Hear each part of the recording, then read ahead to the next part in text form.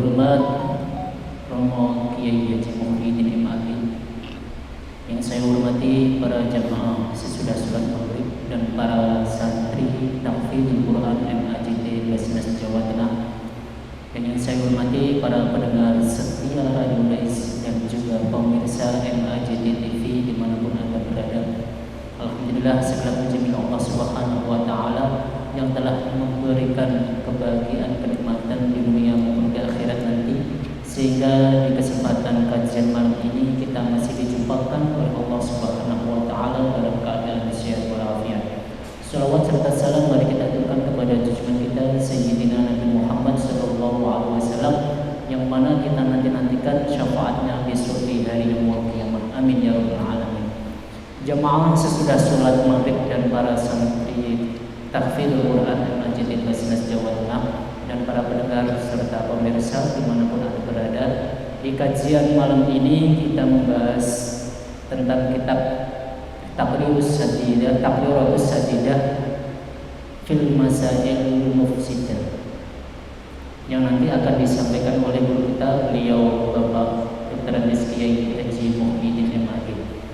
Untuk itu, sebelum kita mulai kajian malam ini, mari terlebih dahulu kita membaca suratul Fatihah. Mudah-mudahan akan bacaan suratul Fatihah nanti kajian ini menjadi kajian yang berkah.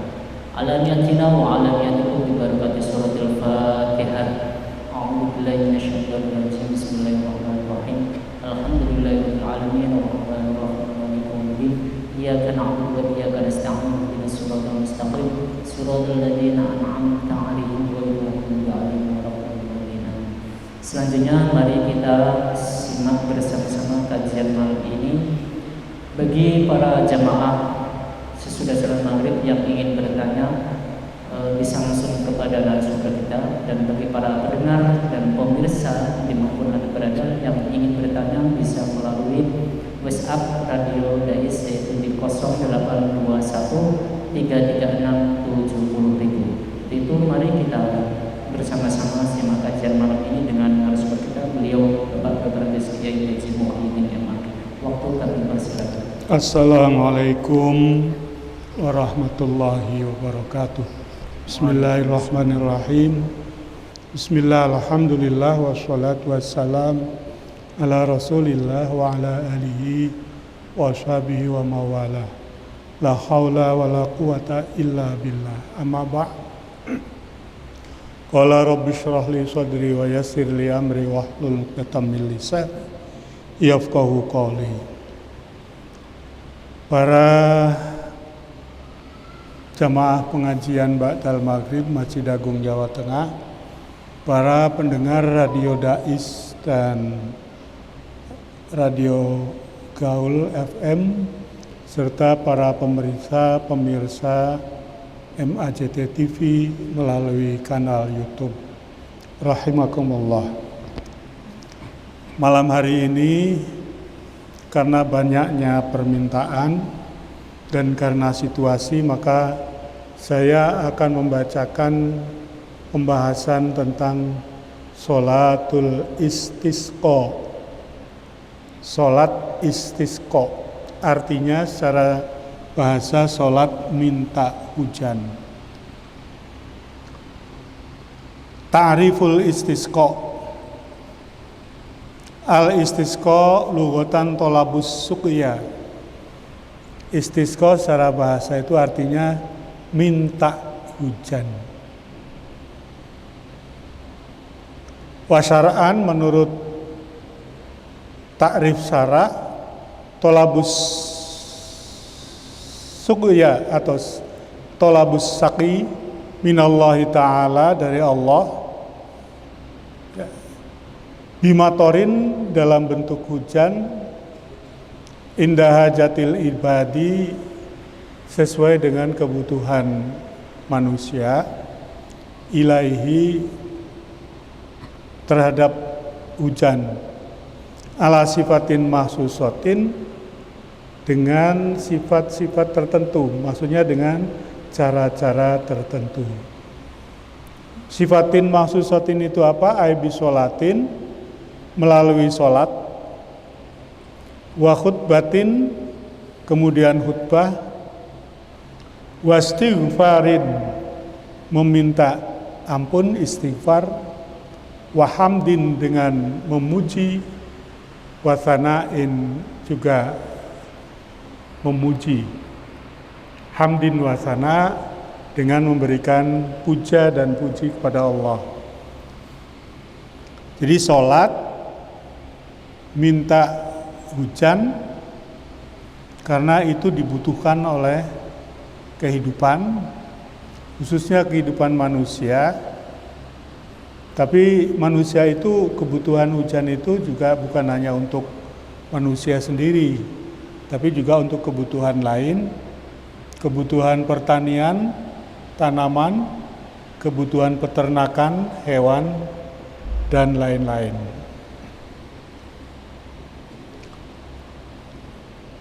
Wasababuhu, faktor yang menyebabkan perlunya sholat istisqa, yaitu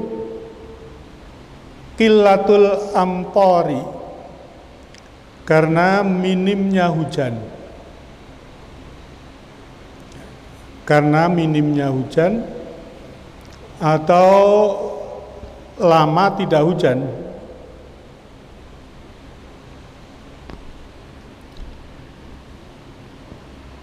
Wasyakhil miyahi, kelangkaan air atau kekeringan.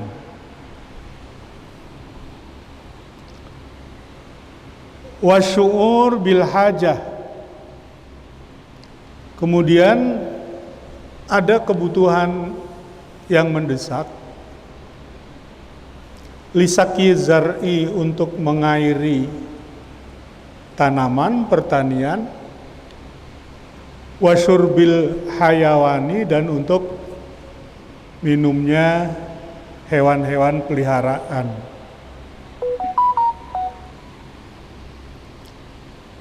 Jadi itu penyebabnya. Penyebab yang paling sederhana disimpulkan, qillatul amtar, sedikit atau lambatnya hujan. Nah, lambat hujan ini bisa menyebabkan kepada, kalau di Indonesia sekarang itu iklim menjadi panas, berapa derajat sekarang ini melebihi waktu-waktu normal. Kalau siang hari sekitar jam 1 Anda keluar dari rumah, di perjalanan di tempat terbuka terasa menyengat sekali. Nah, dari kondisi itu melahirkan krisis air. Nah, krisis air ini bukan hanya terjadi di daerah-daerah yang kekurangan air, tapi kita juga akan terkena dampaknya. Misalnya kita di Semarang ini belum dirasakan krisis air. Nah, tetapi nanti akan ada dampaknya kalau terus cuaca begini. Dampaknya apa? Akan terjadi problem pangan, di mana para petani akan sulit sukses melakukan upaya pertaniannya. Akibatnya apa? Kalau hasil pertanian ini melorot, itu nanti harga pangan menjadi mahal. Akibatnya juga akan menimpa pada kita yang bukan petani, kita di Semarang yang tidak mengalami krisis air. Jadi sekarang ini dunia kan global. Apa yang terjadi di suatu tempat tidak berarti hanya berdampak pada tempat itu, tetapi bisa berdampak pada yang lain. Kalau nanti hewan-hewan pemeliharaannya terganggu, maka akibatnya kebutuhan pangan daging akan kurang. Salah satu akibatnya nanti akan terjadi lonjakan harga. Ini pemerintah katanya mau impor beras saja. Sekarang negara-negara yang tadinya pengekspor beras itu nyetop. tidak melakukan ekspor karena menghadapi krisis kekeringan ini.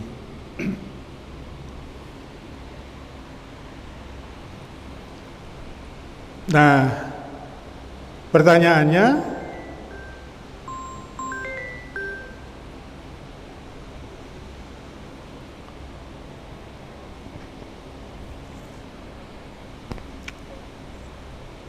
mengapa terjadi krisis air?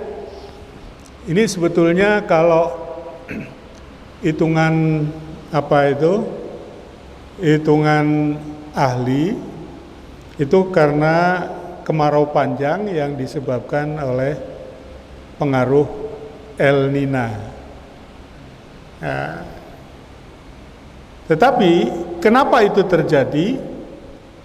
Dalam kitabnya Wahbah Zuhaili disebutkan wayahdutsu al-jafafu, terjadi kekeringan itu adatan biasanya ibtilaan minallahi, itu karena musibah, ujian dari Allah.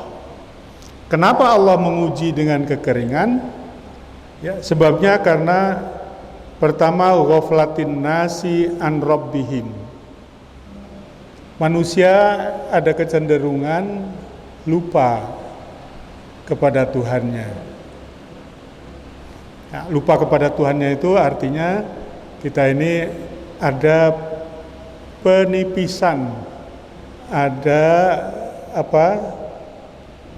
penurunan keimanan. Ghaflatin nas an rabbihim, dan berkait dengan itu watafsha al ma'asi bainahum. Kemudian terjadilah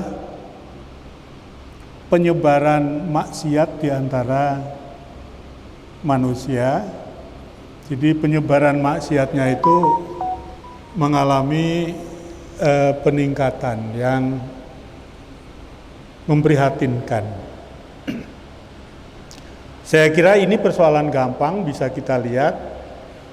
Kemaksiatan, terutama kemaksiatan jama'i, kemaksiatan komunal itu pertama merebaknya narkoba sampai pada tahap di mana kita ini mau memasuki darurat narkoba. Menjamurnya, merebaknya pergaulan bebas yang melahirkan perzinahan. Ini sudah luar biasa. Lalu yang berkali-kali menjadi keprihatinan elit bangsa, yaitu maraknya, mengguritanya perilaku korupsi dari para pemimpin, daripada para penjabat. Nah, karena itu biasanya lalu muncullah krisis, entah krisis apa. Nah, sekarang yang sedang kita alami adalah krisis air atau kekeringan. Memang kekeringan ini sekarang baru dirasakan oleh daerah-daerah tertentu.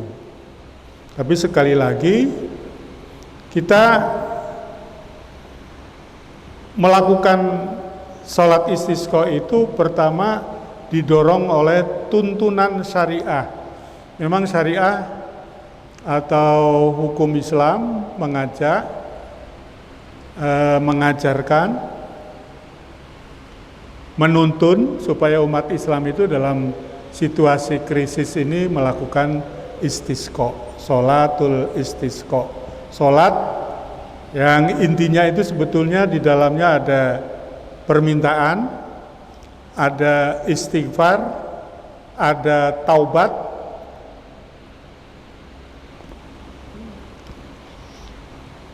Nah, jadi mengikuti tuntunan syariah dan mengajak istighfar dan taubat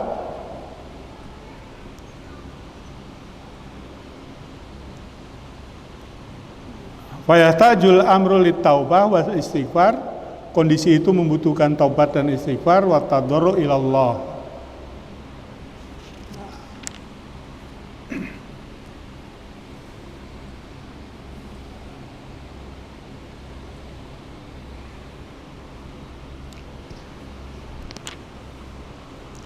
Sholat istisqa kalau kita lakukan itu pertama karena mengikuti tuntunan syariah. Yang kedua dalam sholat istisqa sekali lagi ajakan istighfar dan taubat secara jama'i. Bukan taubat orang per orang saja tetapi taubat yang dilakukan secara kolektif oleh umat, oleh masyarakat. Yang ketiga kita melakukan sholat istisqa itu sebagai bentuk kepedulian. Jadi kita yang misalnya tidak merasakan krisis air langsung, tetapi kita wajib peduli dengan umat, masyarakat yang terkena. Yang ketiga, yang keempat, kita melakukan istisqa itu juga dalam rangka kepeloporan. Memberi contoh kepada masyarakat bahwa kalau kondisi krisis seperti ini, jalan yang dilakukan adalah sholatul istisqa. Saya kira lembaga-lembaga sosial keagamaan seperti NU, Muhammadiyah dan lain-lain itu harus memberikan keteladanan kepada umat untuk melakukan ini supaya umat pertama diberikan jalan keluar yang tepat, yang kedua adem pikirannya dengan cara mendekat kepada Allah. Nah, langkah peloporan ini di antaranya sudah dilakukan oleh Masjid Agung Jawa Tengah menyelenggarakan sholat istisqa di hari Jumat yang lalu. Saya kira masjid-masjid yang lain sesuai dengan anjuran yang diberikan oleh misalnya Majelis Ulama Indonesia, oleh Dewan Masjid Indonesia, juga oleh Kementerian Agama.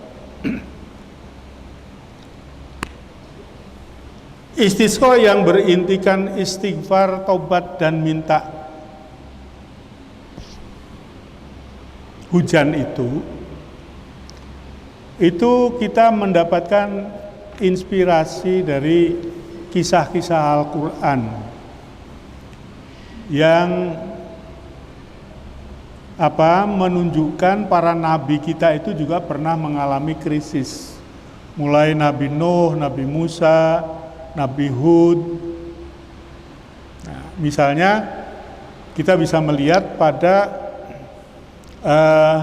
surat Hud ayat 52.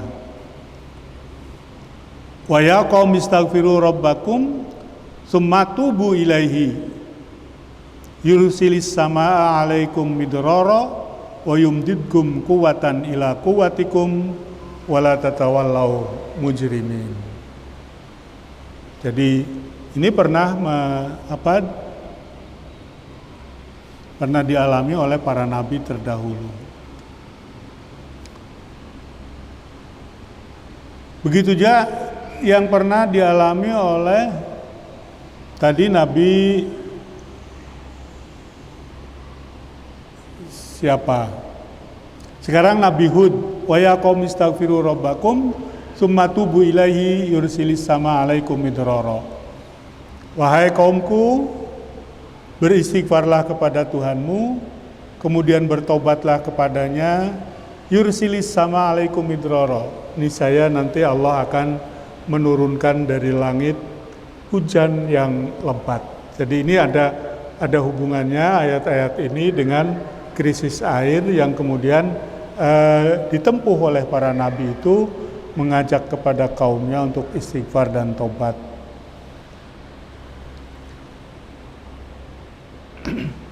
Mengenai sholat istisqa ini banyak hadis menceritakan, intinya sholat istisqa itu sholat yang kalau menurut Abu Hanifah itu sholat sunnah biasa. Tapi kalau menurut jumhur ulama, di dalamnya ada Imam Syafi'i, itu sunnah muakkadah. Sunnah muakkadah baik hadiron untuk orang yang ada di desanya, di kampungnya, di tempat tinggalnya, au safaron atau orang yang dalam kondisi bepergian, musafir. Itu disunahkan secara sunnah muakkad.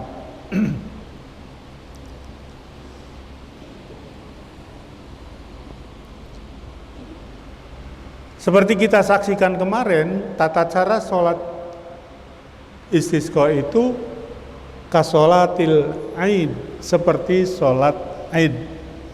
Artinya persis itu terdiri dari 2 rakaat sholat. Di dalam rakaat pertama ada ziyadatut takbir, tambahan takbir sebanyak 7 kali kalau menurut Syafi'i. Di dalam rakaat kedua ada ziyadatut takbir sebanyak 5 kali. Nah, setelah sholat baru khutbah. Ini untuk membedakan dengan sholat Jum'ah.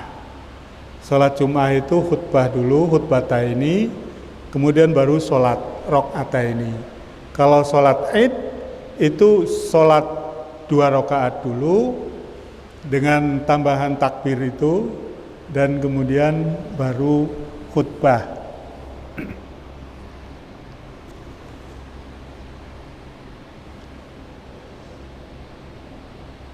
Anna Nabiya sallallahu alaihi wasallam shalla fil istisqai rakaataini.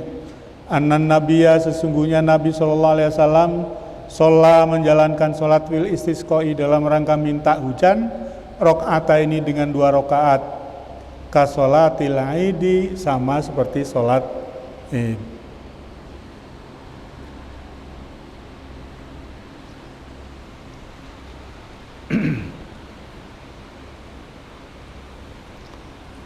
Nah, pertanyaannya sekarang, siapa sebetulnya orang yang mendapat tugas wal mukallafu biha, orang yang ditugasi atau dibebani menjalankan sholat istisqa. Ya. Ar-rijalu al-qadiruna alal masyi. Pertama, orang-orang laki-laki dewasa yang mampu melakukan perjalanan jalan kaki, karena disunahkan sholat istisqa itu dengan jalan kaki dari rumah ke tempat sholat. Zaman dulu yang namanya tempat sholat itu relatif jauh. Sekarang dengan kemakmuran agama di Indonesia, hampir setiap RT itu ada musola.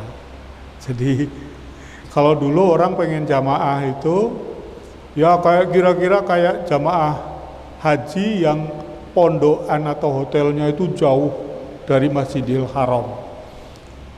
Mereka untuk bisa jamaah itu, kalau yang kuat jalan kaki berkilo-kilometer, kalau yang tidak kuat sekarang semakin manja, semakin enak, disediakan namanya bis sholawat. Bis sholawat itu bis angkutan dari hotel ke Masjidil Haram lah. Itu dulu tempat sholat itu umumnya jauh dari tempat tinggal. Yang dekat itu hanya orang-orang elit saja. Jadi disunahkan, diutamakan yang mendapat tugas sholat istisqa adalah ar-rijalu al-qadiruna alal masyi. Wala yu'maru biha an-nisa was-sobi ghairul mumayyiz. Wasibyan wairu mumayyiz. Jadi tidak dibebankan kepada wanita dan anak-anak kecil yang belum mumayyiz. Jadi anak kecil belum mumayyiz itu kira-kira ya balita lah dalam istilah kita itu. Waqala Syafi'iyatu, Imam Syafi'i berpendapat, wal Hanafiyatu, juga imam madhab Syafi'i dan madhab Hanafi, yundabu khurujul atfali, disunahkan menyuruh keluar anak-anak, tapi yang mumayyiz ya, bukan wairul mumayyiz. Wasyuyuhu, dan orang-orang tua, wal ajaizu, dan orang-orang yang sudah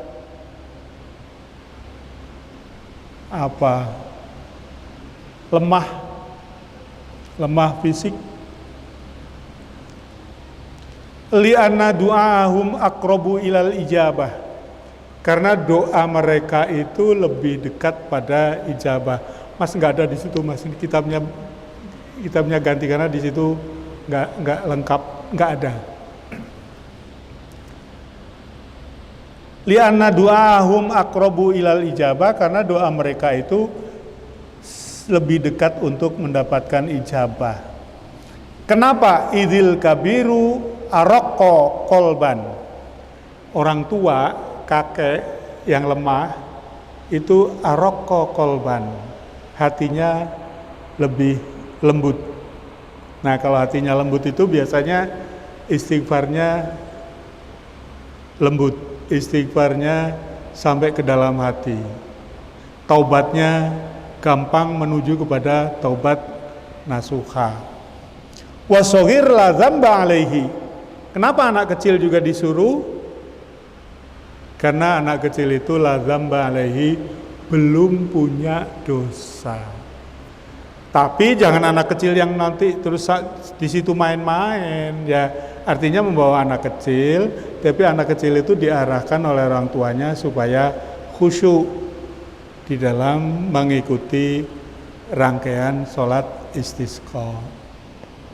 Ya, memang keijabahan doa itu biasanya sangat dipengaruhi oleh araqqa qalban, lembutnya hati. Lalu kemudian terijabahnya doa itu banyak dipengaruhi oleh orang itu bersih dari dzambin atau tidak, bersih dari dosa atau tidak. Nah, yang pasti orang belum punya dosa itu as-shaghir, karena dia belum mukallaf. Maka ini bisa menjadi indikasi untuk, atau bisa menjadi ukuran untuk diikutkan dalam sholat. Ada pertanyaan, Mas? Belum? Ya. Assalamualaikum. Mau izin Pak Dhani, mau bertanya, apakah sholat istiqomah itu bisa dilakukan secara sendiri?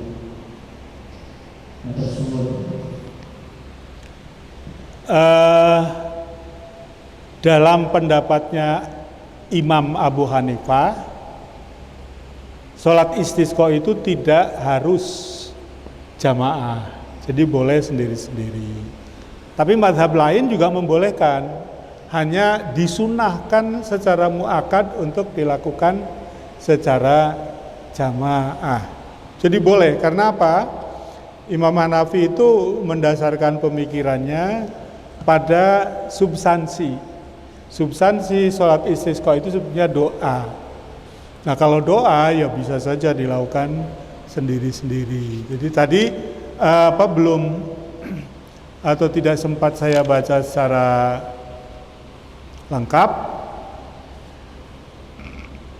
Ya, bahkan Abu Hanifah menyatakan laisa fil istisqai sholatun masnunatun fi jama'atin. Istisqa itu bukan sholat yang disunahkan berjamaah. Fa idza shallan nasu furoda aw wuhdana jaza min ghairi karahatin. Kalau orang melakukan sholat sendiri, maksudnya tidak berjamaah, jaza min ghairi karahatin, itu boleh, tidak makruh. Li'anna naflun mutlakun, itu menurut mazhab Hanafi.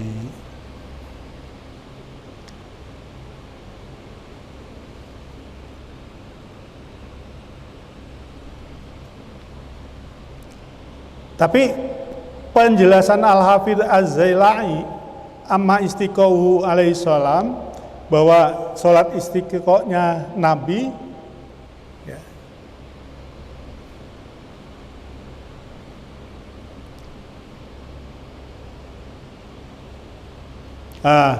itu tadi sebentar, itu tadi pendapat Hanafi. Wa qala jumhurul fuqaha minhum aswahibani sholatul istiqoh sunnatun muakkadatun Salat istisqa sunnah muakkad indal hajati sabitatun bi sunnati Rasulillah wa khulafaihi.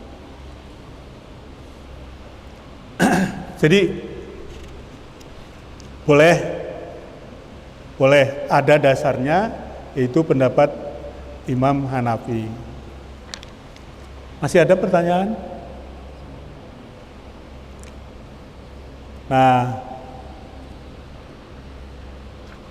tadi sampai dengan al-mukallaf biha.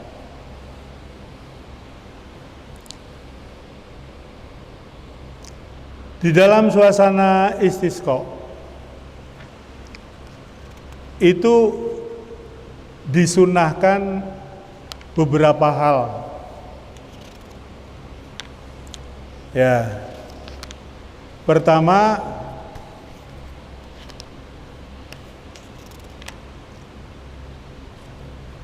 ma yustahabbu fil istisqa. Pertama, ya'murul imam an-nasa bit-taubati minal ma'asi. Hendaknya imam, dalam hal ini khotib, ya, memerintahkan kepada jamaah supaya melakukan taubat terhadap kemaksiatan. Ini penting, itu bisa dilakukan dalam khutbah istisqa atau di luar khutbah. Misalnya pendahuluan sebelum sholat, mari kita bertobat dengan tobat yang sesungguhnya.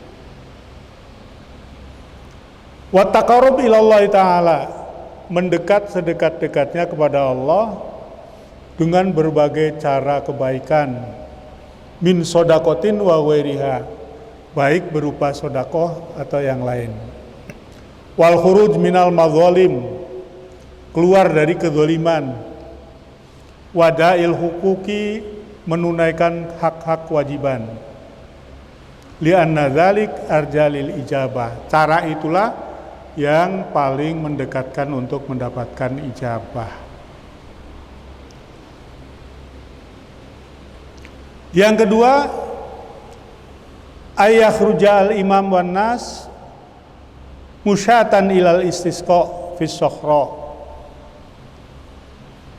Hendaknya imam dan jamaahnya berjalan kaki untuk melakukan sholat istisqa, dan disunahkannya itu fis sokhra, kalau di Arab Saudi sokhra itu gampang, di padang pasir itu yang terbentang luas. Kalau di kita itu ya mungkin di lapangan ya. Kalau di Semarang itu kita punya lapangan luas itu di mana? Lapangan Simpang 5.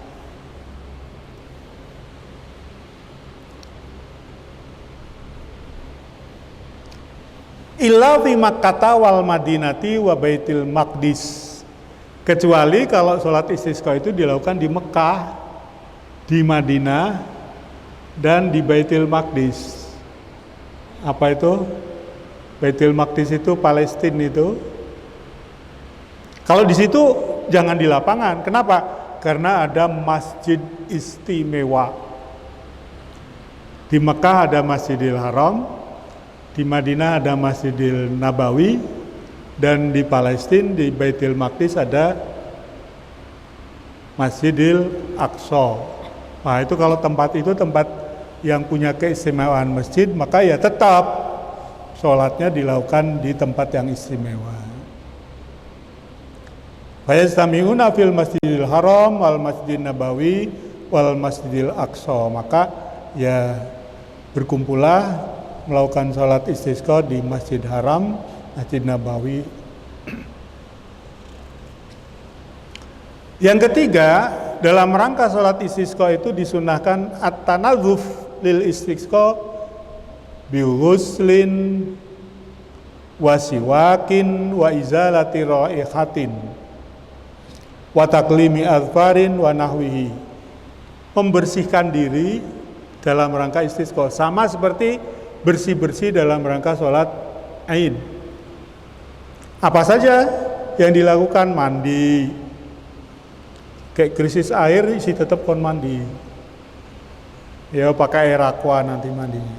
Siwakin, kalau fikihnya namanya siwak, Tapi insya Allah sejalan dengan siwak, ya sikat gigi.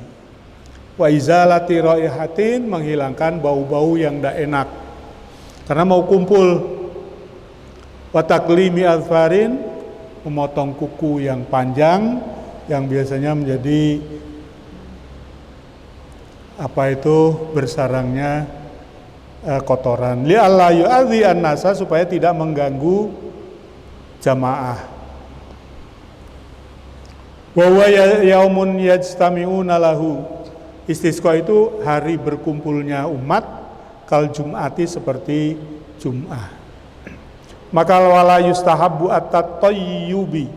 at-tatayyubu, tidak disunahkan atau tidak disukai menggunakan wangi-wangian. Ngarep salat istisqa kok wangi-wangi. Lianahu yamu istiqanat wa khudu, itu hari prihatin.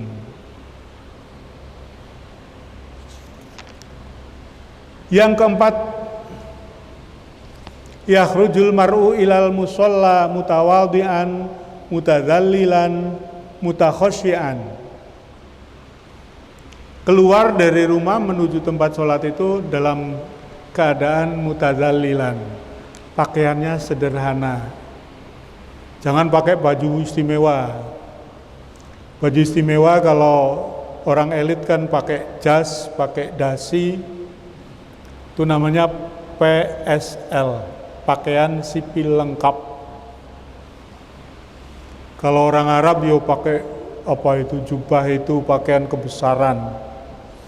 Ada yang warnanya putih, ada yang warnanya hijau. Kalau kita pakaiannya apa? Kita itu sudah setiap hari pakaiannya mutadzalilan, itu baju biasa. Ki kami bodoh para mas. Dudu to lah. Ya wis kuwi ra apa-apa tinggal kanggo salat. Jadi jangan menggunakan pakaian yang istimewa, misalnya gagah-gagahan gitu loh. Arab sholat istisqa kok nganggo tuku sarung BHS sing regane 3 yuta. Ya sarung batik biasa wae 1.000. Nah, ini yang penting. Yang kelima, disunahkan atau sayogianya dalam penyelenggaraan istisqa itu at-tawassul bi ahli dini was shalah. Bertawasul orang ahli agama dan orang baik. Ini kalau saya terjemahkan tuh kira-kira kiai khos, ya, bukan orang pinter dalam pengertian intelektual, tetapi kiai-kiai khos. Kenapa? Mereka itu insya Allah doanya itu mustajab. At-tawassul bi ahli dini wassolahi wasyuyukh wal ulama al muttaqin wal ajaiz wal atfal.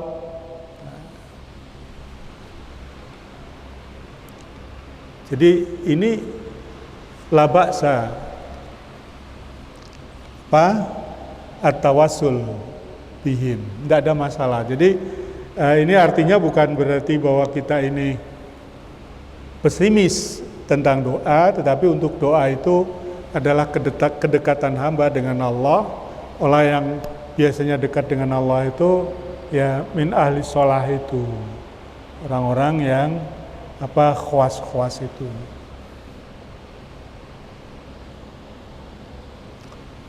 Saya kira itu beberapa hal yang disunahkan. Ada lagi yang tidak perlu saya sebut karena ini agak sulit, bahwa ketika menyelenggarakan sholat istisqa itu hendaknya jamaah itu membawa ternak-ternaknya. Nah, ini angel nenggo ternak nih MAJT kan, terus saya punyanya ternaknya misalnya ayam, punyanya burung terkuku digawani rene iki ya ngerepoti malah.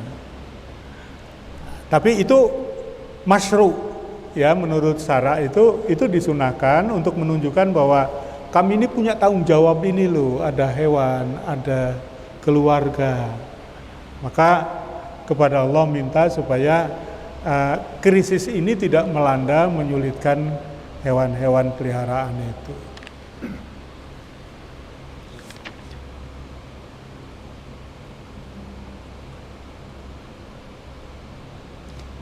Ada sebuah hadis yang tidak bisa saya bacakan. Terjadinya krisis itu disebabkan beberapa asbab. Salah satunya itu karena tidak mau atau menolak membayar zakat. Jadi zakat itu kewajiban kebendaan, haknya para mustahik, fuqara, masakin dan lain sebagainya. Kalau orang Islam yang wajib zakat enggan berzakat, maka bisa menyebabkan terjadinya krisis-krisis seperti ini. Maka agama Islam itu tidak hanya mewajibkan zakat, tetapi juga menyuruh hal-hal yang mendukung zakat. Infak, sedekah, wakaf, kafarah dan lain sebagainya. Itu menuju kepada kewajiban kebendaan. Kalau kewajiban kebendaan itu ditunaikan oleh orang Islam yang memang wajib, al-aghniya, maka insya Allah krisis-krisis ini tidak akan terjadi menyengsarakan. Sebaliknya, kalau kewajiban-kewajiban kebendaan tidak ditunaikan oleh yang wajib menunaikan, maka akan bersebaranlah kriminalitas. Jadi berbalik ini. Zakat bagus, kriminalitas rendah. Zakatnya tidak bagus, kriminalitas tinggi. Zakat itu lambang al-yadul ulya khairun minal yadis, atau as-sakhawah, kedermawanan ajaran agama. Kula kinten niku ingkang saged kula aturaken, ingkang saged kula waos, monggo kita akhiri dengan mengucap alhamdulillah wallahul muwaffiq ila aqwamit thoriq. Assalamualaikum warahmatullahi wabarakatuh.